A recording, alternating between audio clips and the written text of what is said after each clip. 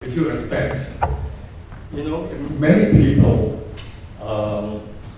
have suggested that you yourself have created the problems that we see in Malaysia today. By, for example, taking the powers of the judiciary in the 1980s by setting of Salih etc. And then, of course, removing the power of the king in 1992, 1993. And also many people have also questioned your own track record in the 23 years that you ran Malaysia. But basically, what people are saying is that you yourself planted the seeds of the problems that we see in Malaysia today. What say you? Thank you. I forgot to say. Well, it is normal for people in the opposition to accuse the government of wrongdoings.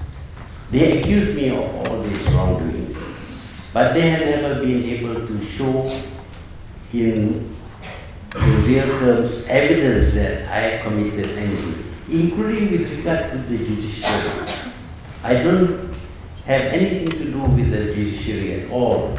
I only meet the Lord President or the Chief Justice whenever he presents a list of people to be promoted or to be appointed judges. That's the only time I meet members of the judiciary. Other times I don't meet. And you can ask of them whether they have ever been invited to my house even. Whenever I have some feast in my house, I never invite judges. But I was accused of interfering with the judiciary. I didn't interfere. What happened was that the Lord President, the Chief Justice, wrote a letter to the King to complain about the noise being made at the private house of the King because of construction work. And the King was very annoyed, the late President Sultan Johor.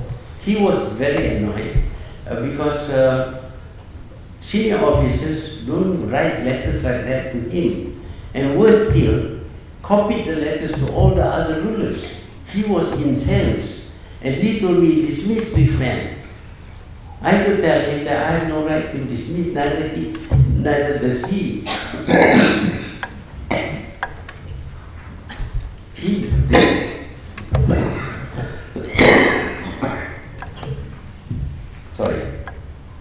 He may appoint the Chief Justice, but he may not dismiss the Chief Justice. To do that, you have to set up a tribunal. I told the King that. He said, well, set up a tribunal.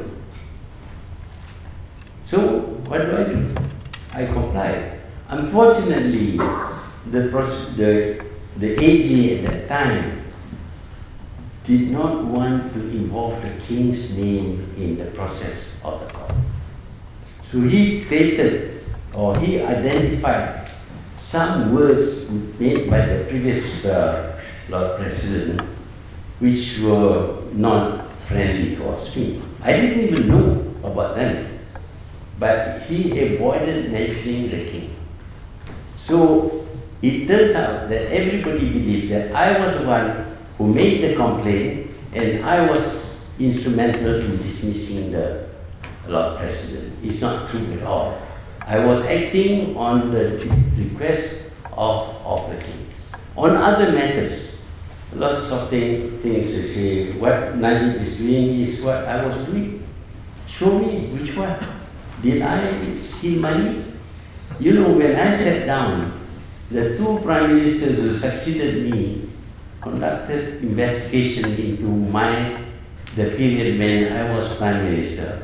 They were looking for some money misdeeds that I committed when I was prime minister. They couldn't find a thing. I'm quite sure if they find anything wrong that I had done, they would have dragged me to court. But they didn't, because I was very careful when I was prime minister not to do things that are beyond my authority to do. I don't even allow my children to join the political party because I don't want to be accused of nepotism. Mokris, after I stepped down, I don't think it is fair. After I step down, in order to preserve my good name, I should deny him his own ideas about what his future will be like. Do you want him to be an next Prime Minister too? It's not for me to decide, it's for the people to decide. If he can be popular enough to win election and become Prime Minister, that is his right, just like anybody else.